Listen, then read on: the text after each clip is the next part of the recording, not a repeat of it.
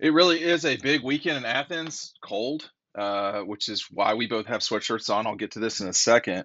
Matt, big 5-star weekend. Let's just get into it.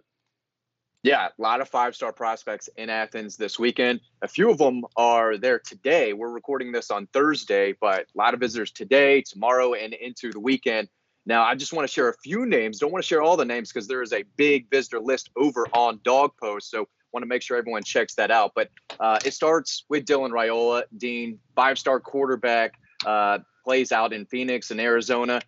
Some people are, comparing him to Patrick Mahomes. Crazy arm strength. His dad played in the NFL with Matthew Stafford. Georgia was the first team to offer. Former Ohio State commitment. Now this looks like it could be a Georgia USC battle. I know he's been down to Southern Cal quite a few times, it seems, recently.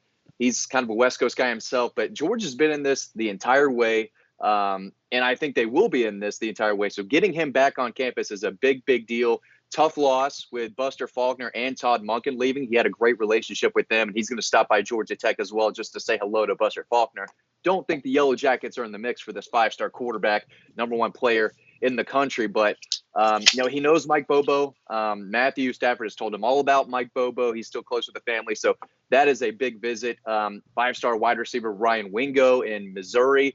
A lot of people think he's leaning towards Tennessee. Getting him on campus is a big deal. That would be a huge blow to Tennessee's class if Georgia were to start taking some momentum there.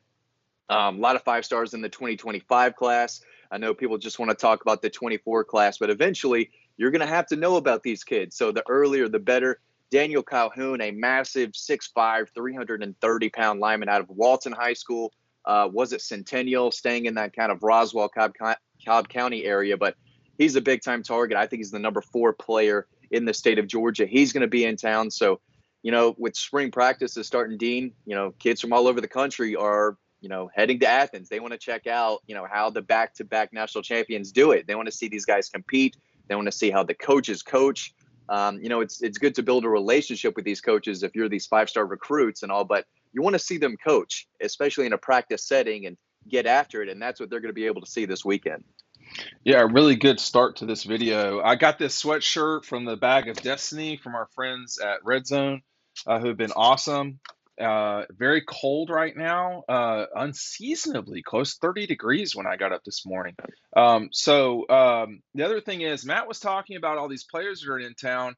We can't talk about all this stuff on videos. There's just not enough time. Stuff pops up.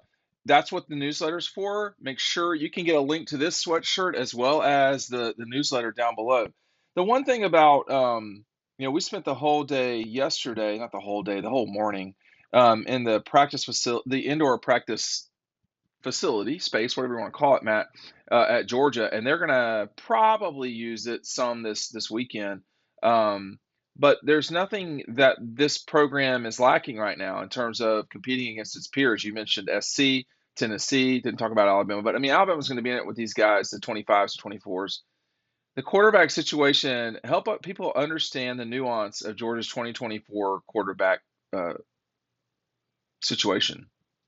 Yeah, where they're going to take 2. They did not take 1 in 23. It was Arch Manning or bust. Did not happen. They came pretty close, came in second, but they're going to take 2 in this class. And Ryan Puglisi, quarterback out of Connecticut that we've got to know really well, extremely talented. He knows that Georgia's taking 2. He jumped on board anyway. He understands, what's going on, and they're still going after Dylan Raiola, of course. But Jake Merklinger, a 4-star quarterback down in Savannah, Calvary Day, he got an offer from Georgia in beginning of February. So kind of a late offer. I think they're going to – I'm not sure if he has the green light to commit. He's also going to be there this weekend, Dean. So you've got Dylan Raiola, one quarterback target in town, the quarterback target, really, and then Jake Merklinger, both in town. Ryan Puglisi has a baseball tournament. He was planning to be in town. I expect him to be in town for G-Day. But they're going to take 2. And they're going to take 2 really, really good ones. I mean, they don't settle at quarterback. They don't really settle at any position anymore, Dean, but especially at quarterback. If you want to play for the Dogs, you better be one of the best in the country because that's who they are going after. I think Ryan Puglisi could absolutely do the job, be a very good quarterback at Georgia, but they're still swinging for number 1, Dylan Raiola. If they don't get him, I think they're in a good spot for Jake Merklinger, who I think is the number 2 quarterback in the state of Georgia for that class. So Puglisi has already committed, and is well aware that he's going to have to fight his way to the job. I don't know why this is complicated for, I don't see how this is complicated in any way for any player in America. Quarterbacks seem to be the ones that we talk about the most in terms of transferring, but maybe because we talk about quarterbacks a lot. But if Puglisi's going to come in, he's going to have to fight for the job. Matthew Stafford had to fight for it. Aaron had to fight for it. Stetson had to fight for it. JT had to fight for it. So we're seeing now at Texas, you mentioned Arch Manning. You have two players that people could not spill enough data about. It was nonstop about Quinn Ewers when he was in Texas, going to Ohio State and then back to Texas.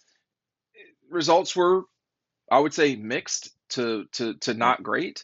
And now you got Arch Manning, who everyone's, there's data overflowing about Arch Manning. There's one quarterback typically. It's that person. We're going to see that this spring at Georgia. Is it Carson? Is it Vandergriff? Is it Gunner? Is it, so that's what this is. You got to be able to come in and fight your way. No one is giving dog posts, we have to fight our way in our industry too. It's just what it is. So I don't see what the big deal is now in terms of two guys come fight it out and just see who the best guy is. We don't know. I mean, this guy here proves we don't know, what the future will bring with quarterbacks. I mean, it's just what it is. Okay, other spots other than quarterback, Matt. Defensive line. There's a 5-star defensive lineman.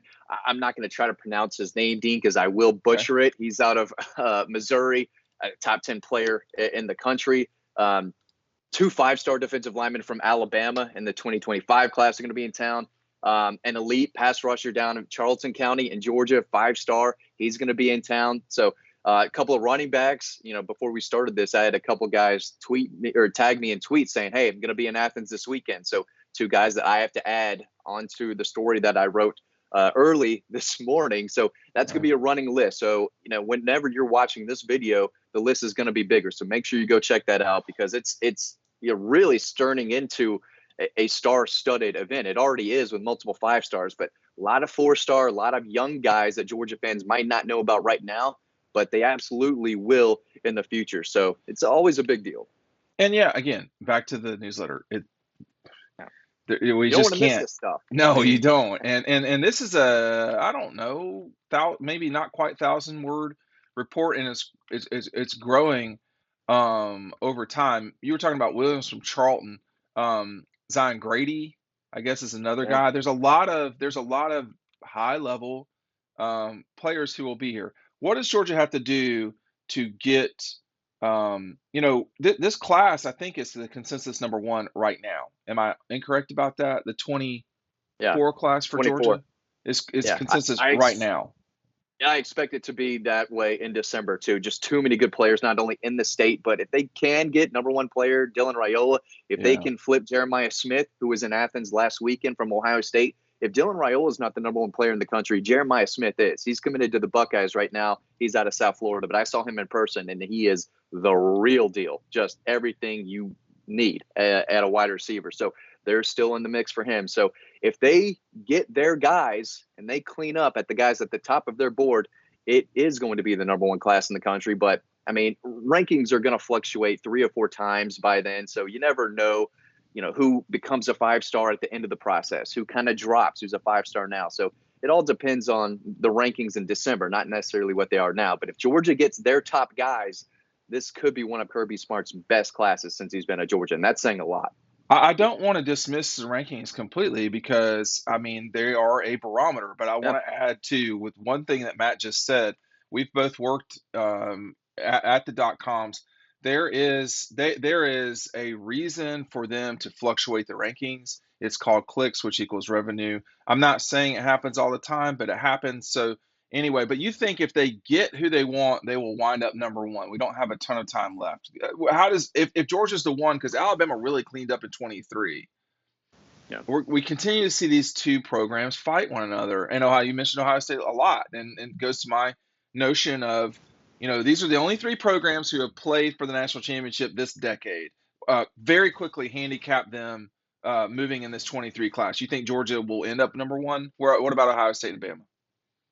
They're going to be right there, but I think Georgia's going to go more in-state. And if they can land 5-star KJ Bolden, top 10 player in the country, if they can land 5-star wide receiver Mike Matthews out of Parkview, top 10 player in the country, Sammy Brown, top 15 prospect in the country right down the road. If they can flip Cam Davis, a 5-star running back from down in South Georgia, down in Albany, away from Florida State, then you're looking at, 7, 8 5-star guys in this class, and 3 or 4 of them could be in-state guys. So if they clean up in-state like I think they could do, get a couple 5-stars out of state, I think they could, without a doubt, end up number 1. That's what I expect right now.